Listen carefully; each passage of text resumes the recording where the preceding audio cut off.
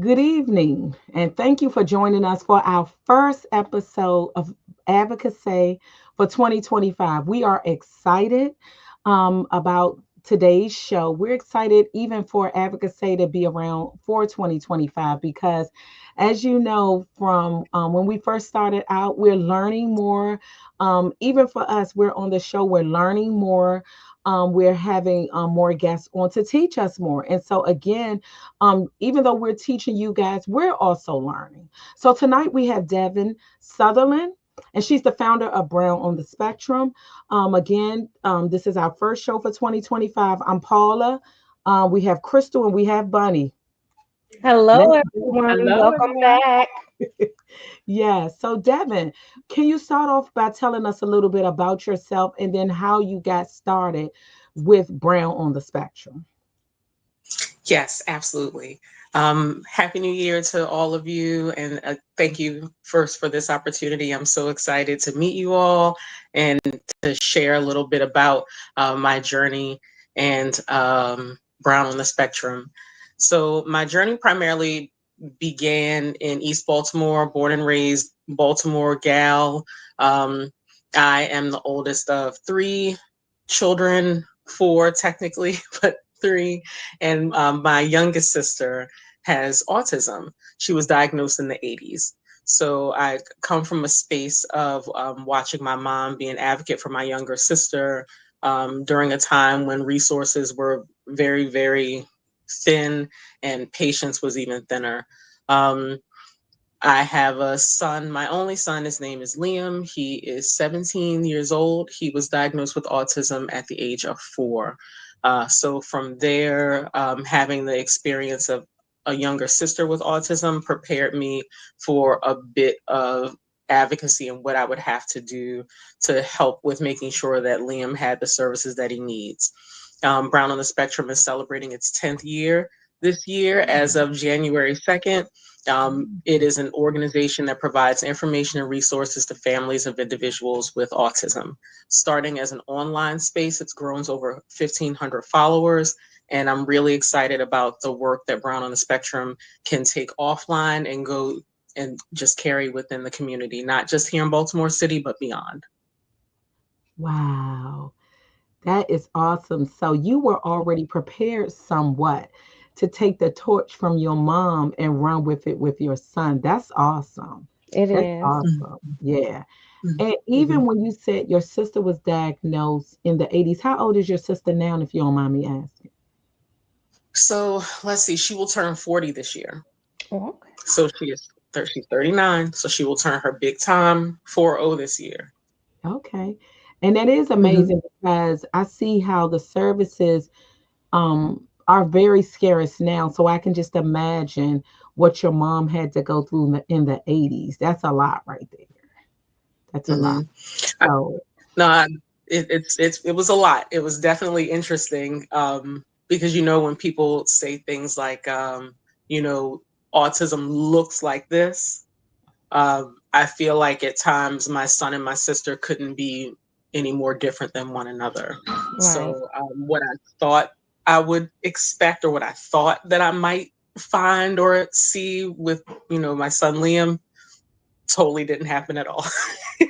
mm, I've mm, learned that as well, Devin, that to look at an individual, you cannot see it. But I used to think that a disability or autism had a look, and it doesn't.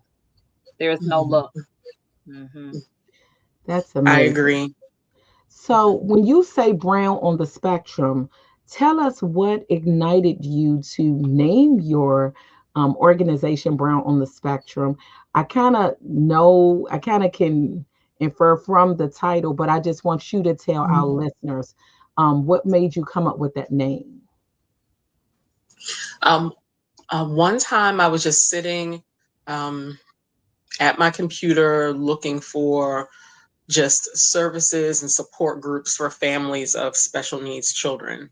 And I looked for them because at the time I was serving as the secretary for one of the local organizations that support school students here in Baltimore.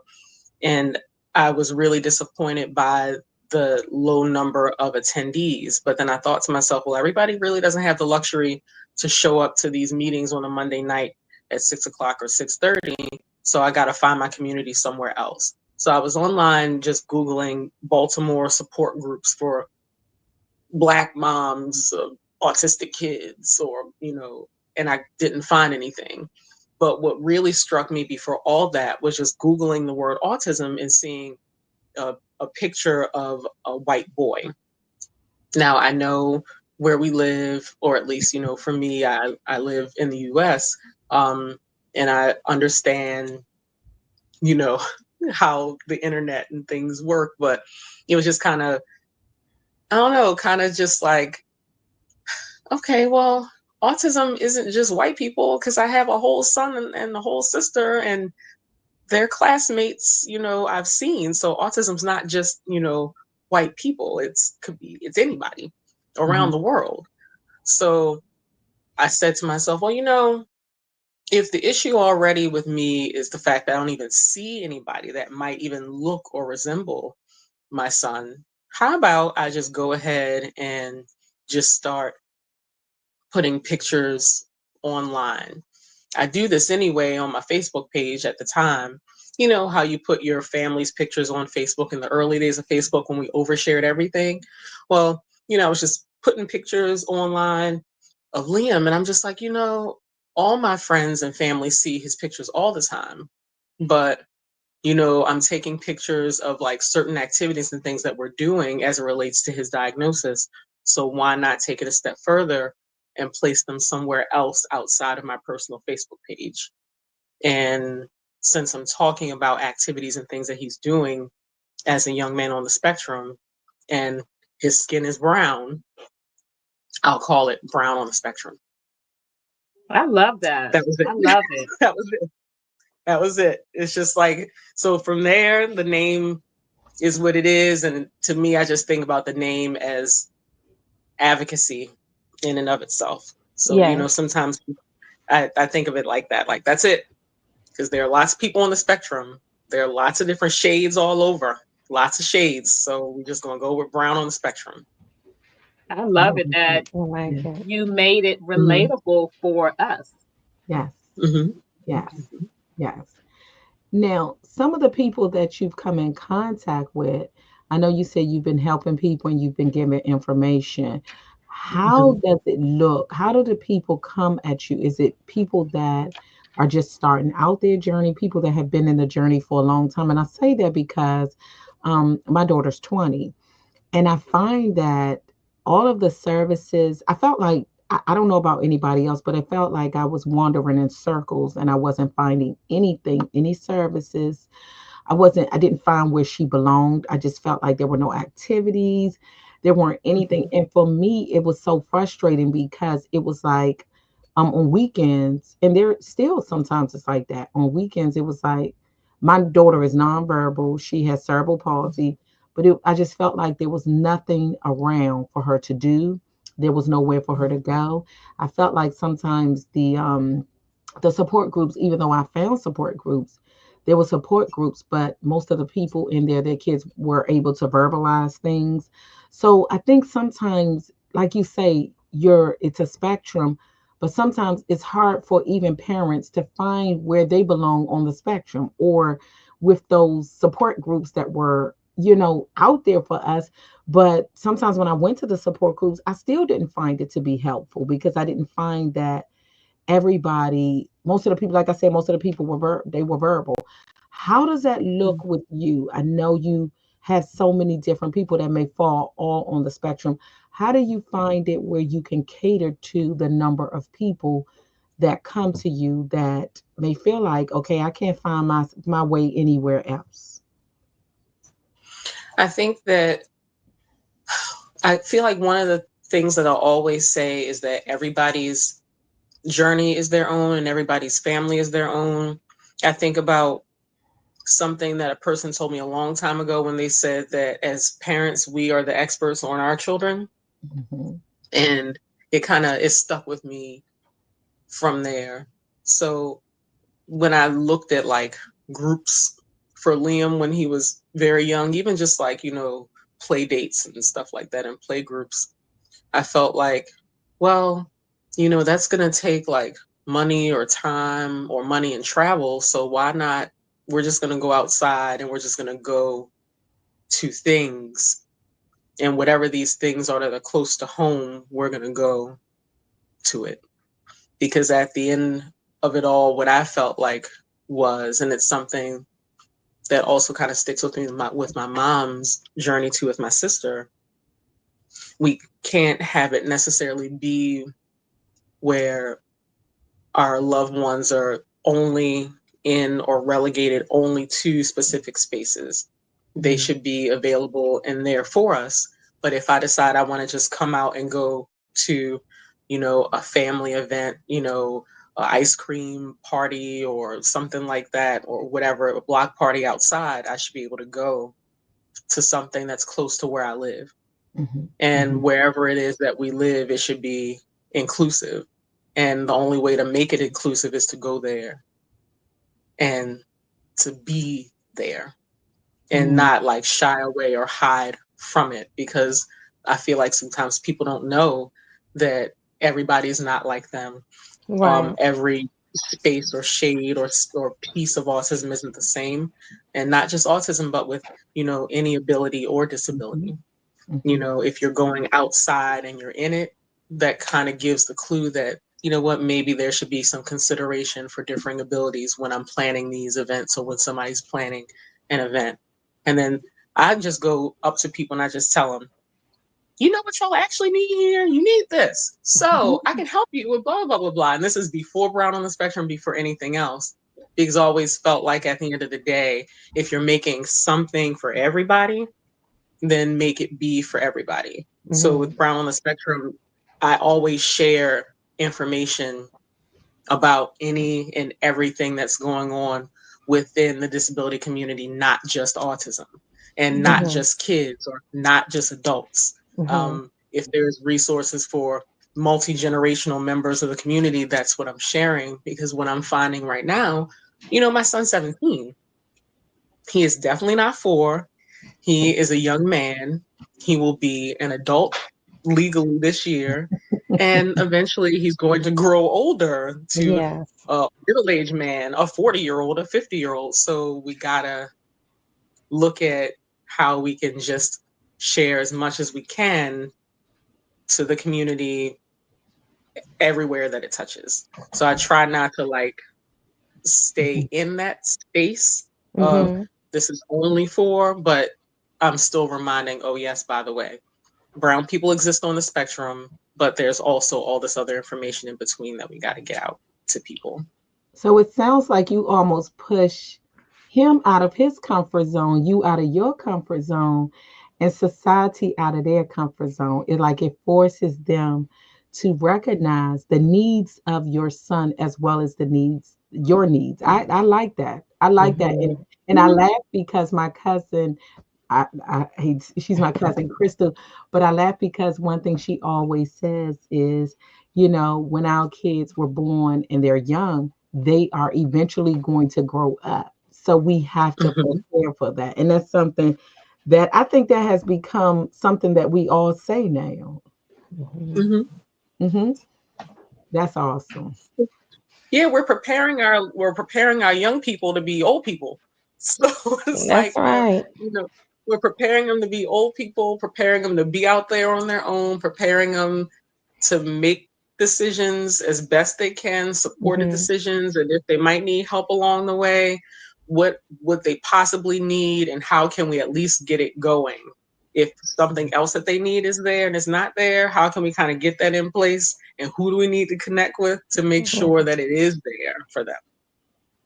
I love that. That's important. Mhm. Um, I'm just listening to you, Devin, and I'm taking it all in. And you have some really good information that you're giving out to families. And then even when Paul was asking the question about like, sometimes being in certain spaces, you may feel like, well, how does that fit like what I'm dealing with, you know? But I think that when you're out there in the community, and I can say my experience, when I'm out there in Mm-hmm. different circles with Mm-hmm. different disabilities, I learned so much. Mhm. And I learned of others' struggles, and I learned of their resilience and how resourceful they are and how they Mhm. network. And it might not be Mhm. my situation. They might have something I've never heard of, but I just feel like Mhm. I always have some takeaways, and if nothing else, I feel like I get strengthened by other Mhm. people. And so even just listening to you and talk about just how Brown on the Spectrum has come about, where it how it you birthed it, where it come from. And I think that's something that we all do when we look online or in our communities. We're looking for ourselves first. We're looking for people like us, children like us, other families that look like us. How are they doing? Are they getting the help they need? I think that's just something that we just do naturally. And Mhm. I love that that's how you came about with that. I also love when you first started off, Devin, you said you talked about your sister and your mom Yeah. and how then you have a kid and you saw your mom. And one day I have 5 kids and two are on the spectrum. And one day I was talking Mhm. to my daughter, and sometimes this generation they don't want to have no kids. So and and if They they do, want dogs, pets. right, that's what they want. They told me they was gonna give me grand puppies. So They want to travel because they want to travel. they don't Yeah, want kids. exactly. And then, Mhm. but then seeing that, it can scare some people like, oh Mhm. no, I don't think I could do what you did, mom. You do a lot. Well, one day my daughter said, Mom, I don't know. I'm just saying it now and I don't want kids. Your heart can change. But she said, Mhm. if I ever had a kid and my kid had any challenges, I know that you would help me and you would give me what I need to do that. And to me that made me feel good as a parent, because I don't want that to Mhm. be your factor of I don't want kids, because anything can happen down the road. A kid can hurt themselves and become in a need. They Yeah. didn't start Mhm. out that way, but that's where they are. Mhm. So Mhm. anything can happen. So you just never know. You don't want to just say, well, I don't want kids because I just don't want to have those kind of challenges. But I think Mhm. that when you shared that of like seeing your mom and all, I think your mom just set a really great example, and it probably gave you a lot of strength that you needed in knowing that I can do this. Mhm. And you're Mhm. doing it. You're doing it, Mhm. Mhm. Devin. Mhm. That's awesome. It's true.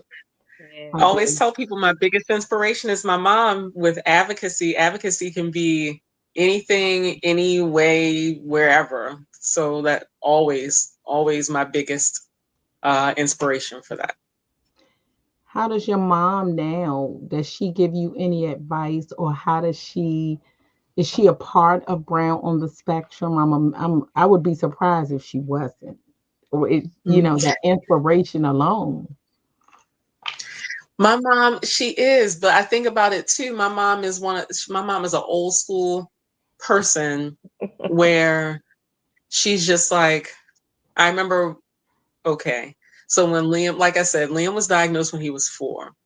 And when I talked to his dad, and I'm like, you know what? I noticed that Liam doesn't ask any questions. And I remember when I was 3, I was outside with all my friends asking questions that I shouldn't have been asking about anything that wasn't my business. Liam doesn't do that.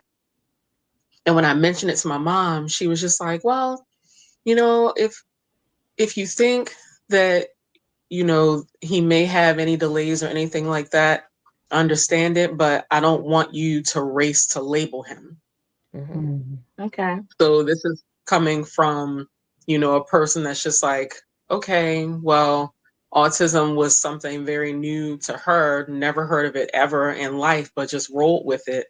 So she's in a place or a space where she's just like she's always been, but one of the most patient people that I know, but she's also a person that kind of just helps people walk through whatever their decision making is. And I feel like she's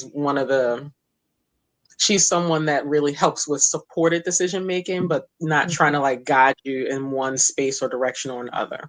And she really helps me when I, connect with her, just to talk to her about different things. Like, I'm not sure if I want to go this route for this thing, or I'm interested in pursuing this. What do you think? How was my sister with this? I ask her different things because, with my sister being a child, I was a child too. So I wasn't really like paying attention to everything that she had to go through. But sometimes I ask questions because some of the things that she told me about later, these are things that I still see parents going through now, like, IEP meeting violations, breaking the law all over the place as far as IEPs and 504s, exclusionary treatments of, students in the classrooms, not participating in graduation ceremonies or finding out about things at the last minute. That's stuff that I know that she went through. Wow. With my sister. Wow. So it's like that stuff, it's still happening today. So I ask her when I come up with an idea for something, and I'm like, all right, I want to flesh this out because I feel like this is important for people. Can you tell me about your experience? So she's a wealth of information for that. I can It's imagine. awesome. Yes, that is Mhm. awesome that a lot of people don't have that level or type of support that has the experience that they've gone through. So it is a blessing that you had your mom to go to for help. And I love the fact that your mom said, because Liam was just 3 and your thought Mhm. was he should be asking more questions. I like that she said to, wait a minute, pump your brakes. Don't, label him so soon. Because some people, there are signs, Mhm. and you can pretty much maybe see, there's something a little off with my grandson. He wasn't hitting his milestones, so I knew something was off, just didn't know what it was. But I don't think that I wouldn't have picked up on it with questioning and some other areas of speech. I don't think that I would have automatically assumed autism, but I really like that you had your mom to lean on and glean from in raising Liam. Now, is he verbal? Yes, Liam is Liam is very verbal. Okay, okay. I can imagine I what that looks like just by your laugh. No, it's wild because I think to myself and I'm like, all right, and I remember saying to his dad when he was super young, I'm like, all right, so we're gonna take him for an evaluation because he doesn't ask any questions. Now all he does is ask questions about everything because he wants to know what is the plan, how it was going on, where are we at with this. Like, he might not say what's the status of this or what's an update on this. He's like, all right, so what are we doing on Saturday? And did you make that appointment? Did you reschedule the appointment for this? Okay, so also, when are we going to go and get my ID from the MVA? Oh, I So love it. I love it. He's on it. all, it's going all the time, all the time. And if he's not talking to me, I'm telling you, if he's at his dad's today, but if he was here today, he would have found a way to be, on the camera for 2 seconds just to say hi, That would have been and nice. but then Yeah. ask like how I knew all of you, where I knew all of you Mhm. from. He would want to know all of your business. So So, so what are some yeah, of Liam's challenges? He seems like he's very bright. What are some of hmm his challenges? I think and I never really considered it before, but one of Liam's challenges for me is imagination and hypotheticals. Okay. So when we think about him, when he's trying to write for English class and writing experiences, it's hard sometimes for him to um, express things hypothetically. To him, he's a very logical person. So it's Mhm, either I experienced this before, mhm. it's something I want to do, or I saw it in a movie, or I saw it somewhere.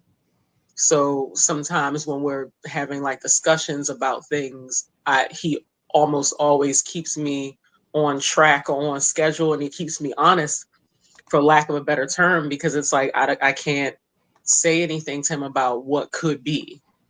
I have to say Mm. what things are. So it took a long time to work through that. And that was one of his challenging behaviors when he was about 7. So we've been working on that for 10 years now. But it's And we're hard to still going. believe.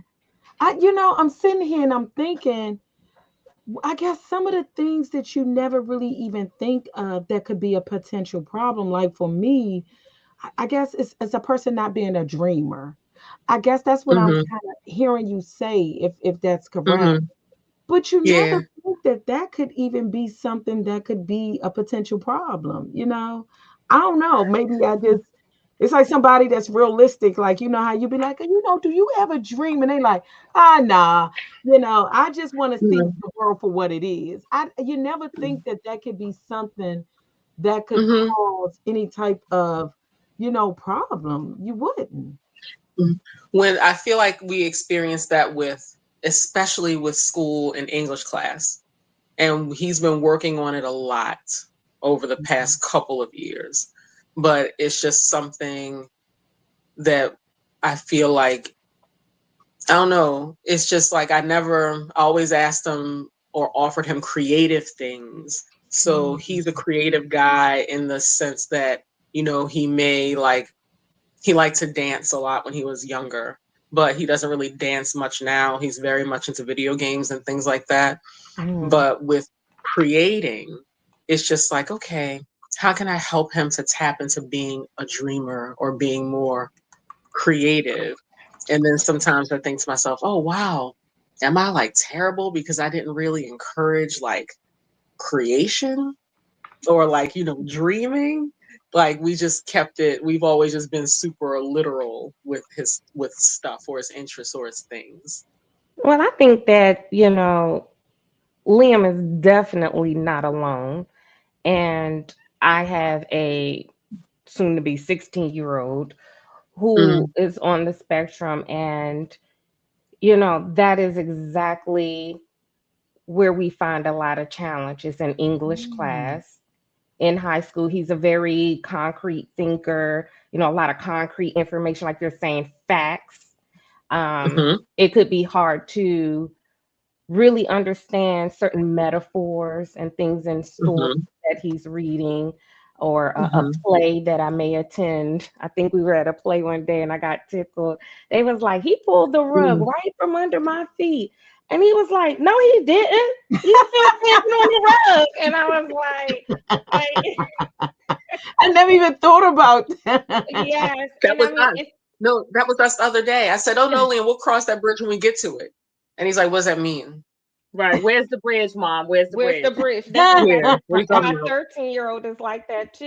I was like, you Mhm. know how when you little, your mom might would say something like, "You keep on lying, your teeth will fall out," right, or something like that.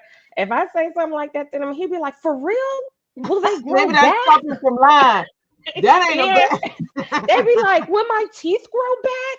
And I just be like, "Oh my gosh, I forgot." Like they don't catch my. Mhm. And so I Mhm. get Mhm. tickled, but it tickles me how it is. But it is just their way of thinking, their mind, how they process information. And I'm right Mhm. there with you, Devin. I'm still learning and how to help my son, how to get there. And so sometimes, I mean, we are one of those ways that keep us creative is like a book that had a movie or there's a play to it or his school does a production. We really go see that because it's great visuals, and I think it helps Mhm. that book come to life in him.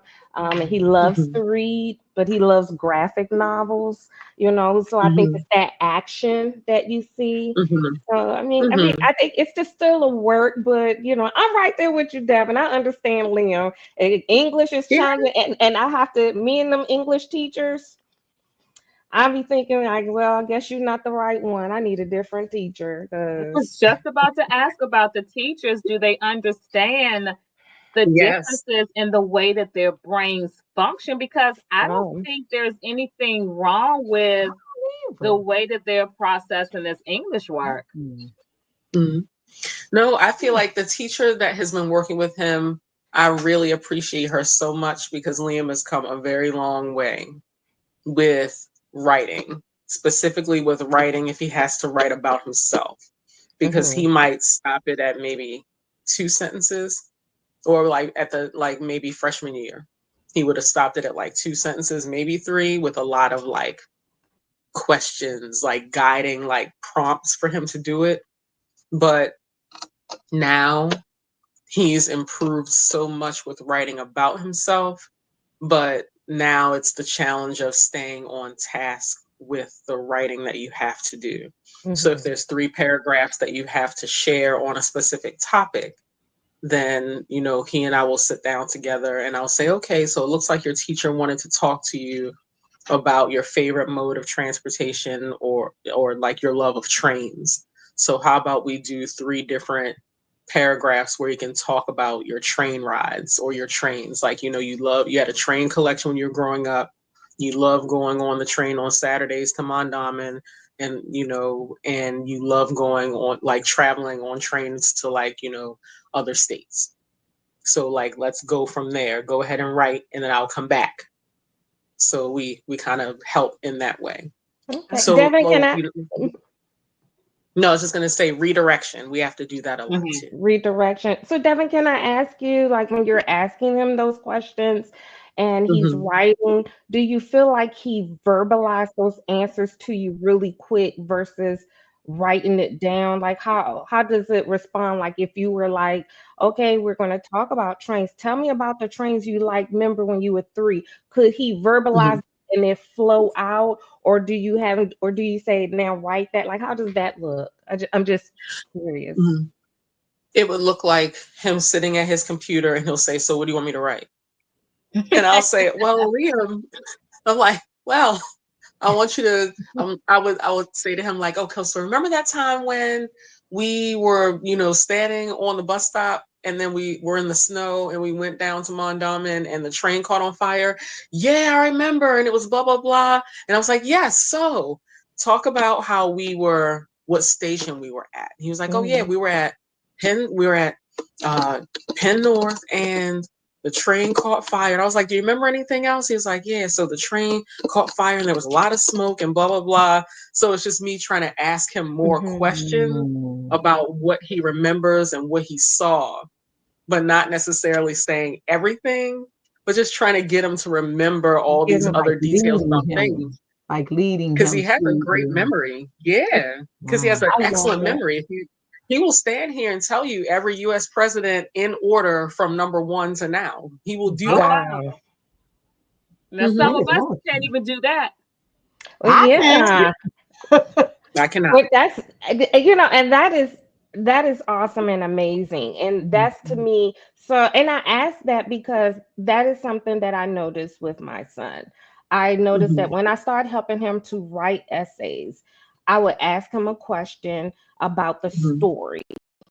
And I'm like, Hmm. okay, so what did you think? Did you think he was the bad guy? Well, mom, he couldn't have been the bad guy because he was doing this. I'm typing stuff as he's writing, as he's talking. Hmm. And next thing I know, I'm Hmm. like, these are all your words. I typed it up. Now we have to formulate this into what the teacher's requesting. And so then I just Hmm. started asking for with school issued Chromebooks, um, Hmm. speech to text. So, this is for our kids to better access the curriculum and to get their thoughts down. I mean, I'm here helping, I'm turning into the secretary, you know, Hmm. to help him get his thoughts out, but he seemed to be able to verbalize them well with all my prompts of questions. But if Hmm. I didn't ask these questions, and I think he is that 2 sentence. They asked for like 6 paragraphs. It was like 2 sentences per paragraph. And I don't even think we made it to 6. It's just very straight to the point. And they want you to expand, and you have your beginning sentence, your body, your ending. And Hmm. I was like, Hmm. that was just something. It was just a tool that I was like requesting to help the kid get out what they're needing. So now if he's talking into his computer, I'm asking a question, is is typing it out. Now we're like, okay, so now let's try to put this together and smooth it out a little bit. And that was just a tool, just one of the tools to help me. Because like I said, I'm with you, Devin, that English is a very Hmm. challenging subject. And you know, it does take a really, I'm not, you know, saying in a negative way, like it takes a really good teacher, but it does take an understanding teacher, a teacher with Mhm. patience to work with our Mhm. students to understand that there's a Mhm. challenge in this area, but this kid is still, they still matter. They Right. can Mhm. still Mhm. get it. Mhm. We might have to Mhm. modify a little bit. Mhm. We might Mhm. have to do a little bit of here, but this kid is showing up every day just like every other kid, you Yes. know, Mhm. Mhm. Every day in every day. uniform. And how Hmm. does your son, does he go to public school or does he go to, oh, well, wow, okay. That's Mhm. good. So Liam how has do you always feel, gone to public school. how do you feel, does he socialize really well? Because I know some of our autistic community, they're not real social. Do you find that he's very social? I find that Liam is a social guy and he's a friendly guy. Um, he, I feel like he's always been that way. But something that I noticed, you know, when he was very young, if he was ever in class with students that might have been exhibiting challenging behaviors, in like the class, and that could be anything from like class disruption to picking up words that maybe you shouldn't really keep repeating because it's not funny anymore and actually it might be kind of rude or disrespectful. um we He's always been that guy that's always just been out trying to connect with other kids, but I feel like he's a really great judge of people, where maybe if somebody wasn't very nice, or maybe if their vibe just wasn't vibing, then he doesn't really, you know, connect with them or go to really talk to them like that. You know how some people, just people in general, might have a thing with nonverbal communication Mhm. and not really pick up on the cues or reading the room. I think Liam is good with reading the room when he's out on his own. Um, but sometimes with me, he'll feel like, you know, there's no limit and he'll just start asking a bunch of questions. And sometimes he'll be like, you know what, sorry to bother you, but blah, blah, blah. And he doesn't necessarily have meltdowns when you say, all right, you know what, Liam, I actually need like 20 minutes to work on this thing. And I mean, you can connect and talk about X, Y, and Z later. He's like, okay. So having him do that with me for years, I think helped him with going outside and connecting with people. So if you see somebody in there saying like they don't want to be bothered and they might not say it as nice as I might, they don't want to be bothered. Leave people alone. Mhm. So but for the most part, he's always been in public school, and I feel like he's been great with, I guess, just going through the day with no problems or no issues. No Really suspensions, good. hasn't been in fights before or anything. Um, And I like that this year, and I almost had like a young tear come down my face one day when one of his classmates called on the phone. And I was just like, somebody called? You have like like the actual phone number of somebody from school? He's like, yes. So it's just that it's just different for me to see that he's like, oh no, I actually do have connections with like other kids, but you know, my priorities at home are we ordering our food today? Did my package come from Amazon yet? I'm about to get on the game. And what are we doing on Saturday? Wow. That is awesome. Yeah. That is So Yeah. awesome. How does Liam help with Brown on the spectrum? What is his role in in that? Liam is always my go-to number one ace all the time whenever we're going out to table at events within the community. And always tell him that it's our business. Um, and he's always there connecting with people and just talking to people. He's completely memorized the spiel that we say. So when people stop at our table, you know, he tells people, you know, why we're there and what we're doing.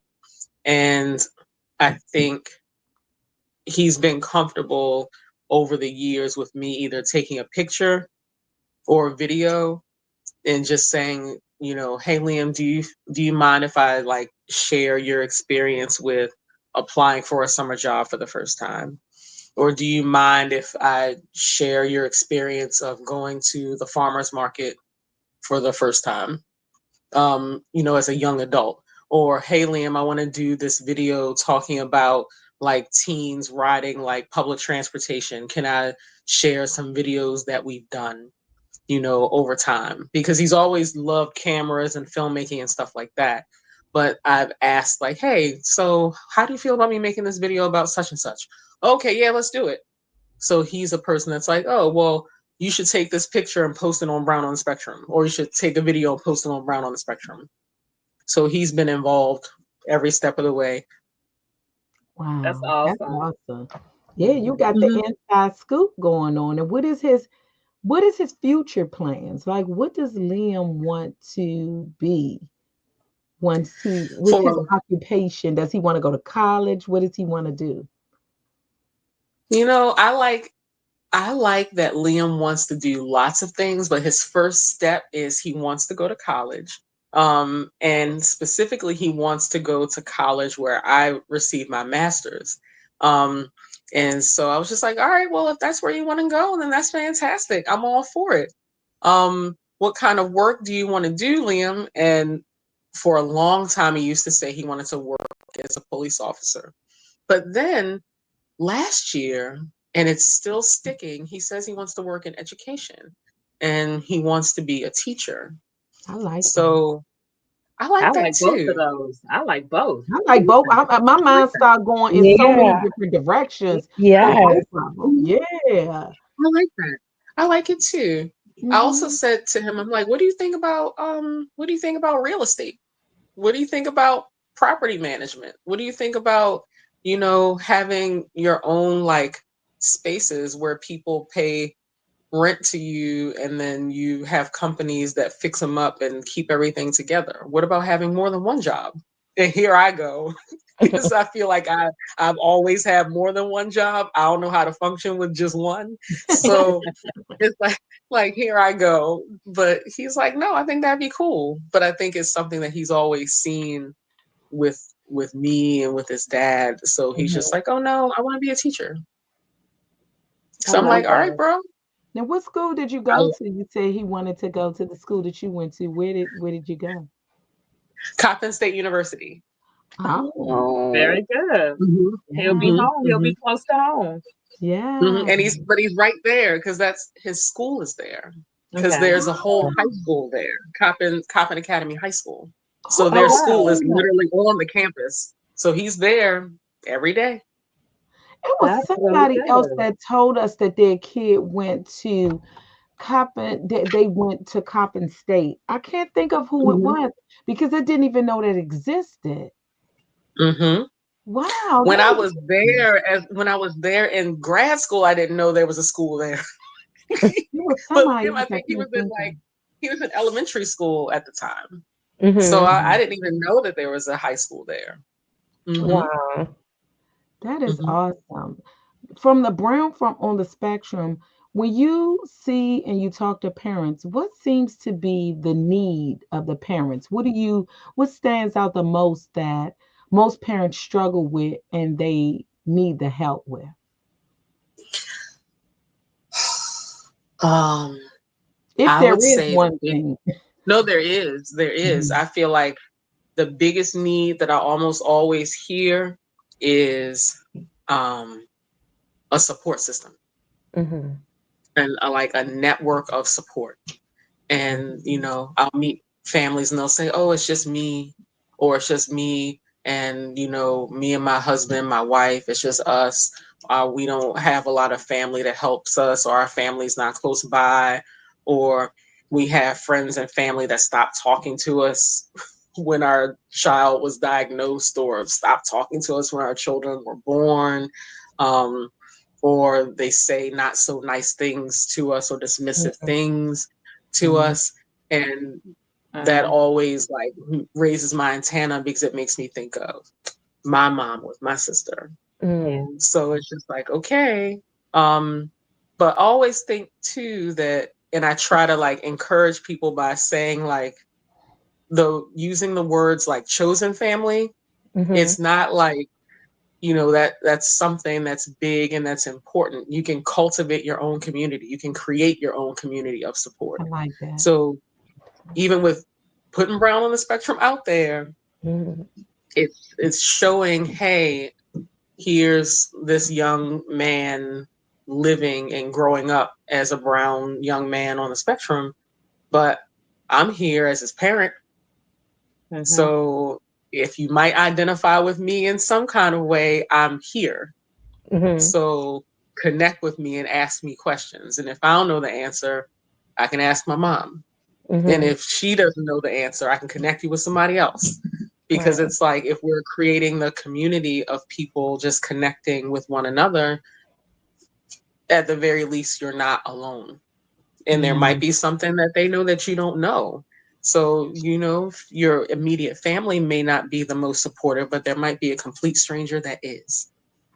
I agree. I agree with that. And when Hmm. you're saying that, do you ever encounter those families that I get that when people don't have the support that they really Hmm. need, they Hmm. also sometimes isolate themselves Mm-hmm. because Mm-hmm. then they Mm-hmm. build up this wall like Yeah. it's hard to really trust an outsider. But sometimes it can Hmm. be hard to trust an insider, Insider. Right. Hmm. Hmm. someone you thought was your bestie or your Yeah. family or something. Hmm. And Hmm. so, I was just wondering, is that sometimes a factor with that comes along? Because I think sometimes are people open to the support that can be given, you know, if someone is willing? Because sometimes I'm in mom groups on social media, and Hmm. sometimes some people feel very overwhelmed. They're doing it by Hmm. themselves. They need to work. They're not able to no daycare, or they don't have any caring for their child. And then I'll start seeing texts like, well, where are you located? I'm in this Hmm. city. I can help. And I'm like, oh my gosh, that is beautiful. But would someone really accept that help? I never kind of, we don't, it gets limited in the comments, and you Hmm. don't know if there was a good follow through. Did the person really accept any kind of help? And I Right. wonder, is that something that you see when you just said people don't have support? That's like the number one thing. And how do Hmm. you build trust when you find those people? How do you build trust? Hmm. I do. I see that. There might be a person that'll say, "Oh, I told my friend," or "Can you email or call my friend because they have questions about, their child is going to high school and they're autistic or such and such," and I'll send an email or I'll call or I'll send a text message, or we might have like a Zoom and we'll talk, and I'll send a one pager of all like the different resources that I feel like might be important or helpful for a person that's getting started or new to a diagnosis, and then never hear from them again. Yeah. Oh But wow. at the end of it all, yeah. But I Yeah. think about it too, like, when you're growing up and people used to say things like, don't give money to somebody on the street 'cause you don't know what they're going to do with it. It's not up to me what they're going to do with it. I'm just helping Absolutely. because they asked me for help. Mm-hmm. So it's kind of like that's kind of the space and the path that I take with it. So it's just like, Hmm. well, you know that I'm here Hmm. and I did the thing I said that I would do. So now everything else, that's up to you. It's up to you. Yeah. It's up to you, whatever you would like to do. If you want to go a little bit further or reach back out to me, that's fine. I can send like a follow up. And if I don't hear anything back, that's fine. Because sometimes, how we might make, and just not I guess just in general, we might make like a quick decision when we're really overwhelmed. But then Hmm. once like we've slept on it, our mind is Mm-hmm. clear. It's just like, you know what? I was tripping. Yeah. So it's just like Yeah. sometimes Mm. I feel like that can happen sometimes too. It can. And That's true. I'll I'll It's be a in lot. Facebook groups and stuff. Yeah. Yeah. I know Hmm. what you mean with being in the groups and stuff. You'll see people saying, "Where are you? I can help. I can help. Where are you? I can DM you, DM Hmm. me." Like I Hmm. see that. So I'm like, I hope it happened. But at least that person knows that they came to a space and people reached out, Yeah. and Yeah. it's up to them if they wanted to follow up and do more because people are Because there to help. sometimes people just want to talk, Yeah. and I will Hmm. say for myself, having a child that's nonverbal, that Mhm. would not. If somebody was like, "Hey, where are you?" and I could come to you, I'm like, Mhm. I guess for me, I always wanted to help. I always thought about getting the help from the people that I knew because I think getting help from people that I don't know and knowing that my daughter can't talk, that puts an Mhm. extra layer of stress on me. And I'm gonna be for Mhm. real. So Mhm. I think, it's just not a perfect world. I think you have what I've learned about stuff like that is you almost have to. My circle is very small when it comes to Morgan, Mhm. but what I Mhm. do is utilize what I have, Mm-hmm. and that's what I think it comes down to is just utilizing what you have and just kind of being thankful. Sometimes you can look at other people whose kids may be a lot more vocal and different things, and they may Mhm. have more help or they may have more activities and they may have more things that they could do. And if you look at that too much and you focus on that too much, you'll find yourself getting a little down. But what I have to do is just thank God for what I do have. And so I Yeah. think Mhm. sometimes people just want to talk. And I think um, I will say I never realized how important a support group was until I went and I found out I wasn't alone.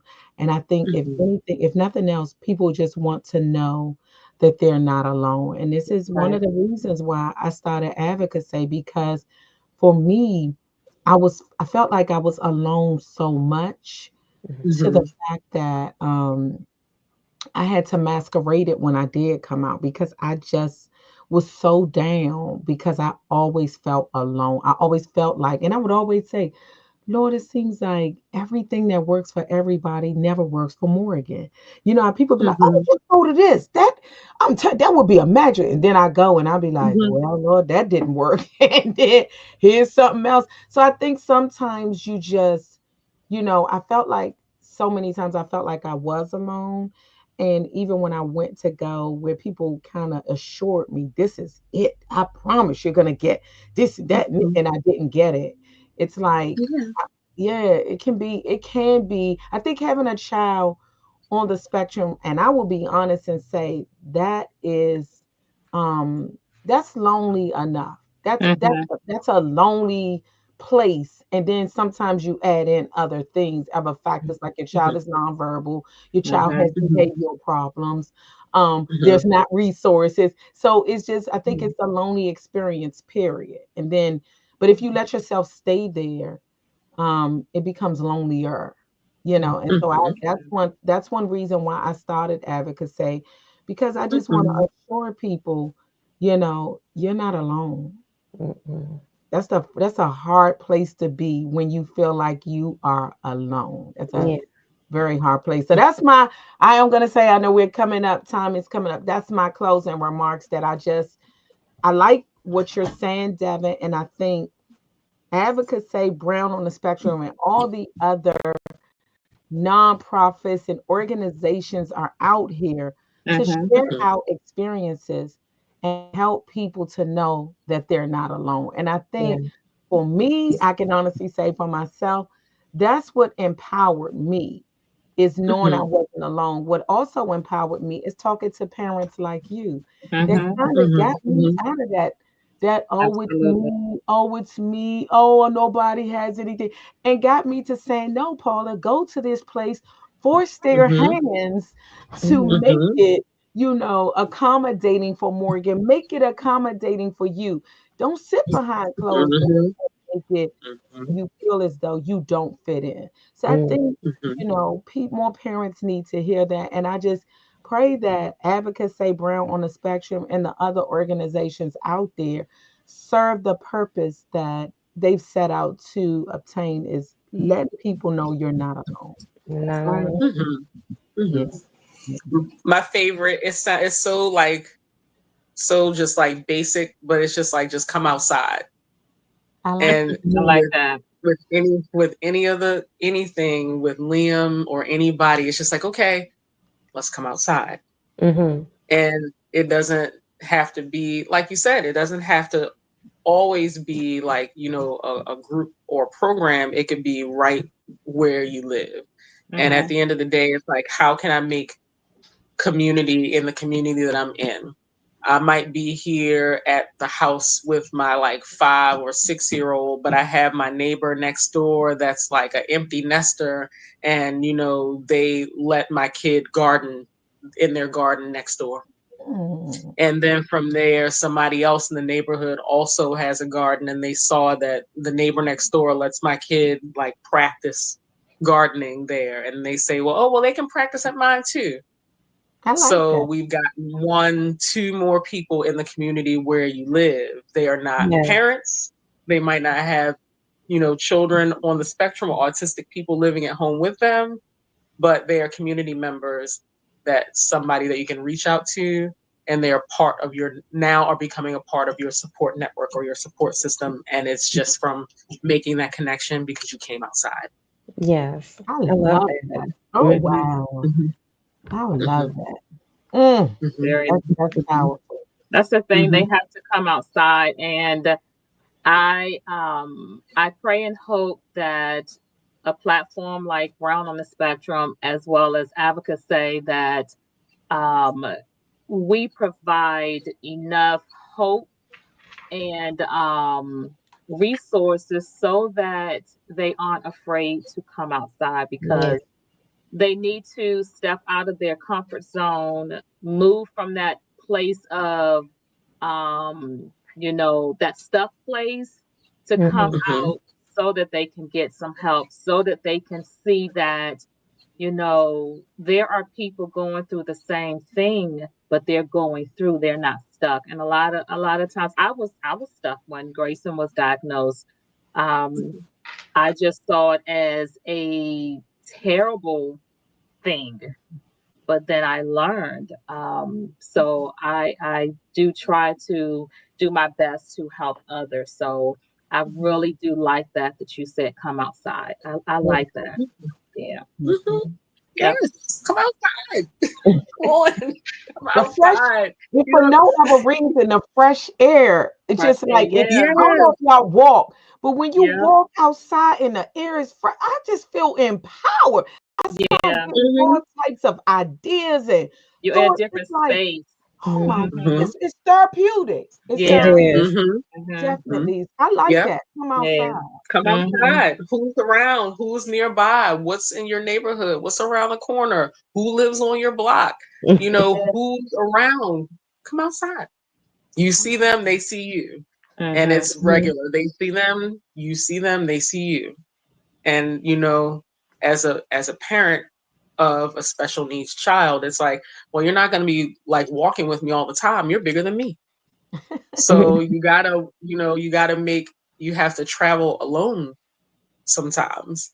So we Yeah. started that in middle school, Hmm. because it's like, you gotta go outside. So here we're gonna practice this route. We're gonna take these walks, coming outside, we taking these walks together. Now you know everything that's where we are. The people that we always say hi to, you see them, they see you. And then you're getting older, you're getting more comfortable, you see them, they see you, I like and you're that. starting to make your walks and you're making your routines. You're getting older, you're going to the store by yourself, going to your internship by yourself, going to your after school program by yourself, taking the bus by Yes. yourself. If you went outside and you came outside and people see you, you see them. If something's happening to you, people are like, oh no, I know that boy. I don't know his name, but I know him. He doesn't do anything to Yeah. anybody. He's blah, blah, blah. Because they see you and you They see see. them. I like that. That's Hmm. right. As opposed to, Hmm. I don't know. They never come out. They always in the house. We Mhm. don't, we can't tell Exactly. nothing. I love that. Hmm. That is so Hmm. important. And I you have know it too. enjoyed you, Devin. I really have Yes. enjoyed what you're offering to the community, um, additional resource to parents, Mhm. and also I Hmm. want to say to individuals, just Hmm. being able to the things that you're talking about is a lot of things, and Paula know I discussed this with her a lot, that supported decision making, being Mhm. out in Hmm. your community, Mhm. knowing your Hmm. community. Paula and I talk about that as well, as I have a Mhm. 25-year-old with disabilities, and that is important. And so you just touched on just so much tonight that I like to share with other parents. And like Paula started off saying, like she co-signed with what they're saying. Like there are a lot of programming catered to children, but the Mm-hmm. children grow up to be young adults and then Mm-hmm. adults. And so you don't always want to put all your resources into one basket, because then you'll be Mm-hmm. caught off guard as they grow. And so I'm always ever learning. What does transition look like? Oh, girl, your kid in fifth grade. Okay, 16, 17 come real quick. And you just want an Mm-hmm. idea of what direction your student is going in. I think you just talked on a wealth of information to get a lot of parents thinking beyond just where the individual that they're bringing up is right there in their life. Because as they continue to grow, what kind of skills you Mm-hmm. want, like you said, come on out, get to know your community. It's important. And I love you put it Mm-hmm. so simple. You see them and they see you. That is Mm-hmm. so simple and it's so important. So, I mean, Devin, you were delightful. You were delightful. Yeah, I I know, so appreciate practical. So it. Mhm. practical. And real quick, when you say come out, I think about back in the day how most people that had special needs individuals, they kept them in. Peppermint. So yeah, Yep. they kept them in. That was a thing of shame on families. Mm-hmm. So when you say Mm-hmm. come out, I love that. I, Yeah, I love it. Mm-hmm. Wow. That's it. that's That's So it. it. Devin, Come outside. I'm gonna let you close us out with some closing remarks, but I do want to say thank you. Thank you. This is awesome, and where advocacy is starting to show up at some of the special needs events. So we will definitely bump into you in person. Mm. I'm very excited. I'm looking forward to it. I'm so happy that I got a chance to talk with you all today. This has been so much fun. It's so nice. Thank you I for know sharing. it is. It's like locking arms, and I think again Yeah. that's Mm-hmm. one of the things that one of our pictures that we took was a picture that was one of my favorite pictures of us locking arms, because I think that's one thing that we continue to do when we meet people with a organization or a nonprofit. We're locking arms. We're all have the same goal, and with all of us having the same goal, we should be turning Mm-hmm. over every stone. There should be nothing left that Hmm. parents Mm-hmm. don't know about. We are Mm-hmm. definitely empowering. And I know for me, and I guess Crystal could say the same thing. When I first started out with Morgan, I didn't know anything. But I will Mm-hmm. say that I wish it was an advocate or Brown on the spectrum Yes. that was Mm-hmm. around to help me through this process. Mhm. And that's one thing that I was like, I don't want no other parent going through trying to feel their way Mm-hmm. in the dark.